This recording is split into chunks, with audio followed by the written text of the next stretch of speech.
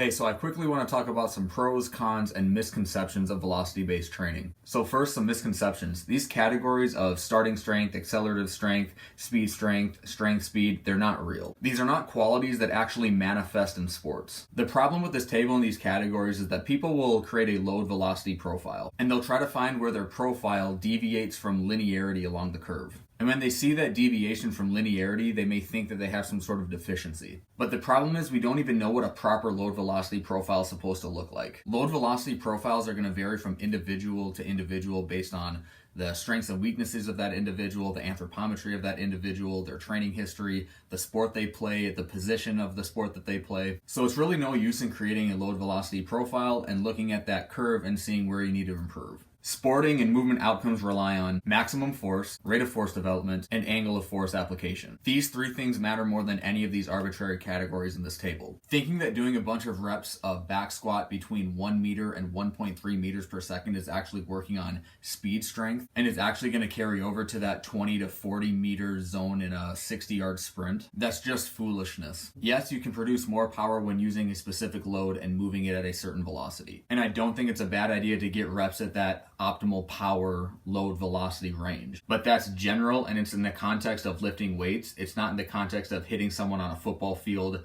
jumping up for a rebound in basketball. These categories just mislead people into thinking they have to train a specific way at a specific velocity in order to get certain adaptations that they want that'll carry over to their sport. This doesn't mean that I think velocity-based training is useless. I think it's great if you want to manage fatigue, if you don't want to overdose or underdose and you rely on the velocity to dictate the load on the bar for any given day. I think the auto-regulation aspect of velocity-based training is very beneficial for most people. The direct feedback is great for a few different reasons. It allows you to track your progress over time without actually having to test your 1 rep max strength, and it helps cultivate some intent and competition within a training session. I just have an issue with the categories that people throw around thinking that they're training specific qualities when they're really not. It's just an example of misapplying concepts and theories into practice. So that's what I got for today. I hope what I said makes sense and provided some value for you.